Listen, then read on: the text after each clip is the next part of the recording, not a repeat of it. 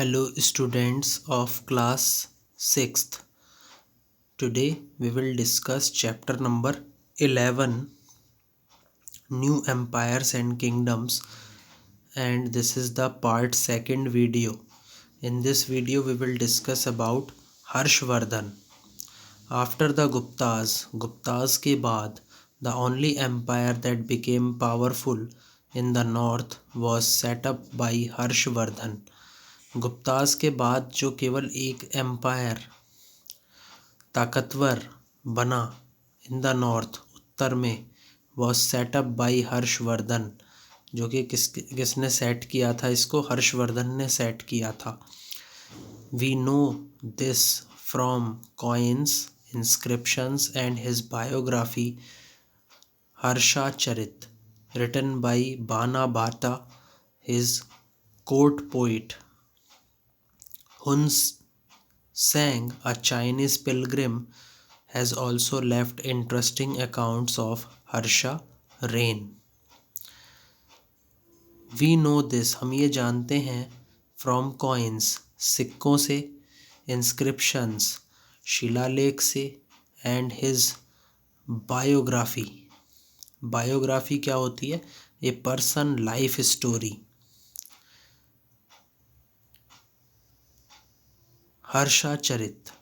हर्षाचरित्र जिसे किसने लिखा था? बाना बाता ने. हिज कोर्ट पोइट, जो कि क्या था? उसका एक दरबारी कवि था. ह्वेनसंग, एक चाइनीज पिलग्रिम था, एक चाइनीज तीर्थयात्री था, जिसने कुछ इंटरेस्टिंग, कुछ दिलचस्प अकाउंट्स, हिसाब किताब छोड़े ऑफ हर्षा रेन, यानी कि जो हर्षा का जो शासनकाल था उस समय पे कुछ इंटरेस्टिंग, कुछ दिलचस्प हिसाब किताब उसने छोड़े. किसने? चाइनीज पिलग्रिम हुएनसंग ने. Harshvardhan was the younger son of the ruler of Thaneshwar. Thaneshwar एक जगह का नाम है स्टूडेंट्स. तो थानेश्वर में जो राजा थे उनके छोटे बेटे कौन थे? Harshvardhan. His elder brother ascended the throne, जो उसके बड़े भाई थे उसने सिंहासन तो संभाला, बट ही वॉज किल्ड, लेकिन उसको मार दिया गया. After at the tender age of 16, उसकी कच्ची उम्र थी. At the age of 16 Harsha ascended the throne, जो हर्षा थे उन्होंने सिंहासन को संभाला. And took on all the responsibilities in 606 CE. 606 CE में हर्षा ने सभी जिम्मेदारियां अपने कंधे पर ले ली थी. After his brother in law, उसके बाद जो उसके साड़ू के भाई थे, who was the ruler of Kannauj, died. वो कहाँ के राजा थे? कन्नौज के राजा थे और वो मारे गए. He became the king of both Thaneshwar and Kannauj. तो उसके मरने के बाद जो ये हर्षवर्धन था, ये थानेश्वर और कन्नौज दोनों जगह का राजा बन गया. He pursued an expansionist policy and conquered large parts of northern India. उसने अपनाई एन एक्सपेंशनिस्ट पॉलिसी, एक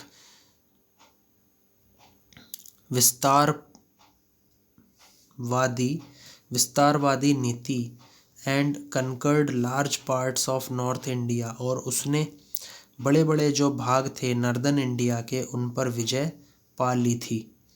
ही was determined to establish a single unified and stable kingdom in India. उसने निर्धारित किया, टू इस्टेब्लिश, उसने उसकी स्थापना करी, उस किंगडम की स्थापना करी जो कि कैसा था? सिंगल, एक ही था. यूनिफाइड यानी कि एकीकृत था. एंड स्टेबल यानी कि स्थिर था। तो इस टाइप का एक जो किंगडम था उसने उसकी स्थापना कहाँ करी? भारत में करी। However when he try to go beyond, और जब उसने कोशिश करी उससे आगे निकलने की, द नर्मदा रिवर से आगे निकलने की, एंड गो साउथ, जब वो साउथ में गया, दक्षिण में गया, he was defeated by the Chalukya king Pulakeshin second. जो पुलकेशिन सेकंड थे वो कौन थे? चालुक्य किंग थे, चालुक्य के राजा थे। उन्होंने हर्षवर्धन को क्या करा? हरा दिया। हर्षा बिलीव्ड इन बुद्धिज्म, जो हर्षा थे वो बुद्धिज्म पर भरोसा रखते थे। And held an assembly at Kannauj, और इन्होंने एक असेंबली कन्नौज में भी करी, टू डिस्कस बुद्धिज्म, जहाँ पर इन्होंने बुद्धिज्म रिलीजन के ऊपर चर्चा करी। Another meeting was organised at Prayag, और जो दूसरी मीटिंग थी उसका गठन भी कहाँ हुआ? प्रयाग में हुआ। अगला है एडमिनिस्ट्रेशन इन द किंगडम्स, कि जो राज्य हैं वहाँ पर जो प्रशासन है, उसके अंदर जो प्रशासन है वो कैसा था? The rulers enjoyed limitless powers, जो राजा थे उन्होंने लिमिटलेस यानी कि जिसकी कोई सीमा ना हो, उन पावर्स, उस हिम्मत के क्या करे? मज़े लिए। The ministers and other officials helped in the administration, जो मंत्री थे और जो अन्य ऑफिशियल्स थे उन्होंने उस प्रशासन के अंदर मदद करी। Land tax and excise duties were collected on a regular basis. Land tax यानी कि ज़मीन कर, एंड एक्साइज ड्यूटीज़ यानी कि उत्पाद शुल्क, वर collected on a regular basis, इनको लगातार इकट्ठा करा जाने लगा। The village was the smallest unit of administration, जो गांव है वो उस प्रशासन की सबसे छोटी इकाई मानी जाती थी। Given below are some of the important post in the administration, और आपको नीचे कुछ ज़रूरी पोस्ट दी गई हैं एडमिनिस्ट्रेशन की यानी कि प्रशासन की। वो क्या क्या हैं?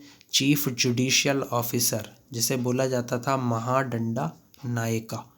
मिनिस्टर, इसको बोला जाता था Kumar Amatya. Minister for war and peace, Sandhi Vigrahika. Chief banker, Nagar Srishti. Leader of the merchant caravans, इसको बोला जाता था सरतावाहा। चीफ क्राफ्ट्समैन, ये थे Prathama Kulika. The post of the Mahadanda Nayaka was hereditary, जो महादंडा नायका थे उनकी जो पोस्ट थी वो कैसी थी? हेरिडिटरी यानी कि परंपरागत थी। Though the officers work under the king, sometimes the hereditary post proved to be disadvantageous. हालांकि ये जो ऑफिसर्स थे ये एक राजा के नीचे ही काम किया करते थे, लेकिन कभी कभी जो इनकी परंपरागत पोस्ट थी वो काफ़ी ज़्यादा नुकसानदायक साबित हुई। अब हम डिस्कस करेंगे आर्मी के बारे में। The rulers maintained a strong standing army, जितने भी राजा हुए उन्होंने एक बहुत मजबूत आर्मी बनाई। कावलरी, war elephants and horse archery were important parts of the army. कावलरी घुड़सवार सेना बोला जाता है इसको। वार एलिफेंट्स, ऐसे हाथी जो कि युद्ध में ले जाए जाते थे। एंड हॉर्स आर्चरी, और घोड़े।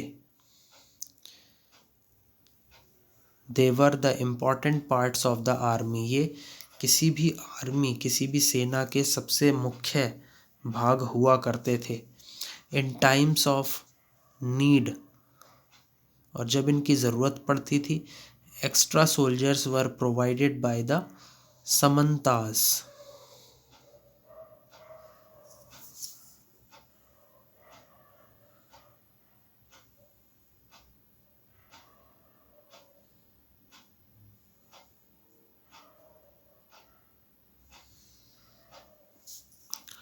और जब भी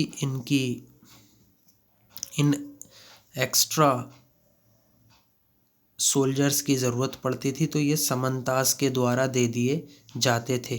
दे were granted land and revenue collected was used to maintain small units of soldiers and war equipment.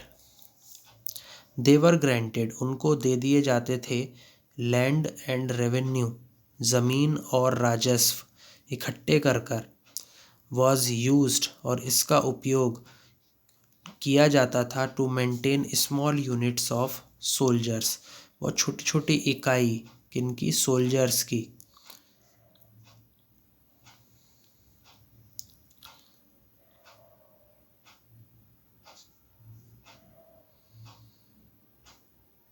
इसको बनाए रखने के लिए किया जाता था. एंड वार इक्विपमेंट और इनको लड़ाई से संबंधित जो भी युद्ध से संबंधित जो भी इक्विपमेंट्स थे वो दे दिए जाते थे. However whenever the king was weak the Samantas broke free of his supremacy and founded their own kingdoms. हालांकि जब भी जो कोई किंग या कोई राजा कमज़ोर पड़ता था the Samantas broke free of his supremacy तो जो समंतास थे वो उसकी जो तुल्यता थी वो उसको तोड़ देते थे. And founded their own kingdoms और वो अपने ही राज्य बना लेते थे या उनको खोज लेते थे. इसके बाद आते हैं people. The caste system was practised. जो कास्ट सिस्टम था यानी कि जो जाति यंत्र था उसका अभ्यास किया गया. The Brahmans were superior and spoke in Sanskrit. जो ब्राह्मण्स थे वो काफ़ी बेहतर थे. एंड स्पोक इन संस्कृत और संस्कृत में बोला करते थे. While the common people spoke in Prakrit. लेकिन जो कॉमन पीपल थे वो प्राकृत में बोला करते थे. The untouchables were badly treated. और जो अनटचेबल्स थे जो अछूत थे उनको बहुत बुरी तरीके से प्रताड़ित किया जाता था. They lived in outskirts of the city. और वो सरहद पर किसी भी शहर की सरहद पर रहते थे. If they entered the city जब वो शहर के अंदर घुसते थे they had to keep themselves away from other people. तो उनको दूर कर दिया जाता था फ्रॉम अदर पीपल दूसरे लोगों से. एंड अवॉइड टचिंग देम और उनको छूने नहीं दिया जाता था या उनको छूने से रोक लिया जाता था. अब आगे देखते हैं. इसके बाद हम डिस्कस कर रहे हैं students kingdoms of the south कि जो दक्षिण था वहाँ के किंगडम्स वहाँ के राज्य. तो इसमें सबसे पहले हम डिस्कस करेंगे चालुक्यास के बारे में. A number of small kingdoms came to power in the south. बहुत छोटे छोटे राज्य पावर में आए यानी कि उनके अंदर ताकत आई. इन द साउथ दक्षिण में. But most powerful were the Chalukyas. तो इसके अंदर सबसे ज़्यादा जो पावरफुल किंगडम हुआ करता था वो कौन सा था? चालुक्यास का था.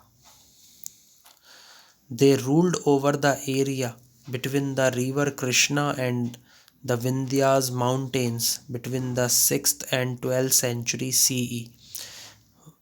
और उन्होंने रूल किया शासन किया ओवर द एरिया उस क्षेत्र के ऊपर जो कि रिवर कृष्णा जो कृष्णा रिवर थी और जो विंध्यास माउंटेन्स थे उसके बीच में जितना भी एरिया था उसके ऊपर शासन किया between the 6th and 12th century CE, 6th और 12th सेंचुरी सीई के बीच में।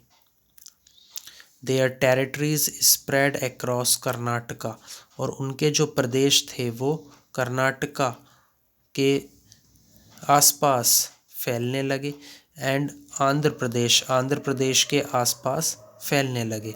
देयर कैपिटल वॉज एट एहीहोल, उनकी जो कैपिटल थी वो कहाँ पर थी? एहीहोल में।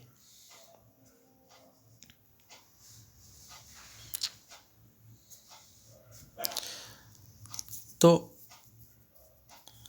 जो पुलकेशिन सेकंड थे, they was the most outstanding of the Chalukya rulers.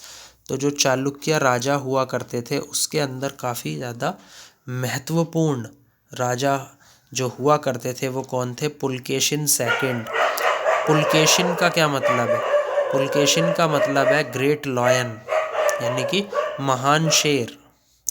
His court poet was Ravikriti, who has composed a Prasishti at Aihole. जो उसके दरबारी कवि थे रविकृति, उन्होंने क्या बनाई? एक प्रशिष्टि बनाई। कहाँ पर? एहीहोल में। अकॉर्डिंग टू हिम, उनके द्वारा या उनके मुताबिक, पुलकेशिन वेज्ड मैनी वार्स, जो पुलकेशिन थे उन्होंने बहुत सारी लड़ाइयों को छेड़ा, एंड एक्सपेंडेड हिज एम्पायर, और उन्होंने अपने साम्राज्य को बढ़ाया।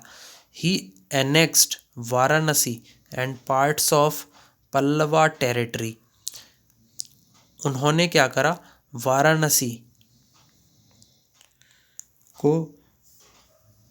वाराणसी का संकलन किया। एनेक्स्ड को बोलते हैं संकलन। And parts of Pallava territory, और जो पल्लवा प्रदेश हुआ करते थे उसके अंदर जो भाग हुआ करते थे उनका संकलन किया। His most notable success was against king Harshvardhan, और उनकी सबसे ज़्यादा जो उल्लेखनीय सफलता थी वो किसके खिलाफ थी? हर्षवर्धन, जो कि वहाँ के राजा हुआ करते थे, उनके खिलाफ थी। On the banks of Narmada, जो नर्मदा रिवर थी उसके तट पर। Hiuen Tsang the Chinese traveller visited the Chalukya kingdom, जो हुएनसंग था जो कि चाइनीज तीर्थयात्री था, वो चालुक्य किंगडम, चालुक्य राज्य में आया। During the rule of Pulakeshin second, तब उस टाइम पे पुलकेशिन सेकंड का शासन हुआ करता था। अकॉर्डिंग टू हिम, उनके द्वारा, उनके मुताबिक, Pulakeshin was an excellent administrator, जो पुलकेशिन था वो एक एक्सीलेंट प्रशासक था। ही रूल्ड ओवर 99,000 विलेजेस, उसने 99,000 विलेजेस यानी 99,000 गाँवों पर शासन किया। He had a very strong and well organised army, उसके पास बहुत मजबूत और बहुत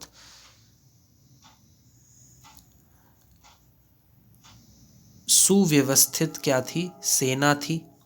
this was perhaps the reason of his successful conquest, और यही रीज़न था, यही कारण था कि वो काफ़ी ज़्यादा सफलतापूर्वक किसी भी राज्य पर विजय हासिल करता था। पुलकेशिन ऑल्सो परफॉर्म द अश्वमेध सेक्रीफाइस, जो पुलकेशिन था उसने अश्वमेध सेक्रीफाइस यानी कि अश्वमेध, सेक्रीफाइस का मतलब क्या है? बलिदान। अश्वमेध सेक्रीफाइस भी किया। हाउएवर ही वॉज डिफीटेड, हालांकि वो हार गया। And killed by the Pallava king Narasimha Varman in 642 CE. 642 CE में जो नरसिम्हा वर्मन थे, एक पल्लवा किंग थे, पल्लवा राजा थे, उन्होंने पुलकेशिन को हरा दिया और उसको मार दिया। ये कब की बात है? 642 सीई की। 642 सीई में ऐसा हुआ। Finally the Chalukya dynasty was defeated by the Rashtrakutas. जो चालुक्य वंश था वो हार गया था बाय द राष्ट्रकूटास, राष्ट्रकूटास के द्वारा। अब लास्ट है students the Pallavas. The Pallava kingdom extended from northern Orissa to Tanjore in the south. जो पल्लवा राज्य था वो नॉर्थ उड़ीसा, उत्तरी उड़ीसा से दक्षिण तंजौर तक फैला हुआ था। Their capital was Kanchipuram. उसकी जो राजधानी थी वो कौन सी थी? Kanchipuram. Conflict between the Chalukyas and Pallavas was common. जो टकराव था चालुक्याज और पल्लवास के बीच में वो काफ़ी कॉमन था, मतलब दोनों में टकराव एक जैसा था। Narasimha Varman defeated Pulakeshin second. नरसिम्हा वर्मन ने पुलकेशिन सेकंड को हराया and gave himself the title of Mamalla. Mamalla, उसने अपने आप को एक शीर्षक दिया। Finally the Pallava dynasty was defeated by Cholas. और उसके बाद फिर जो पल्लवा डायनेस्टी थी, पल्लवा वंश था, उसको किसने हराया? चोलाज ने हराया। तो स्टूडेंट्स, आई थिंक आपको ये जो वीडियो है ये अच्छे से समझ में आ गया होगा। Please like, share and subscribe my video. Thank you.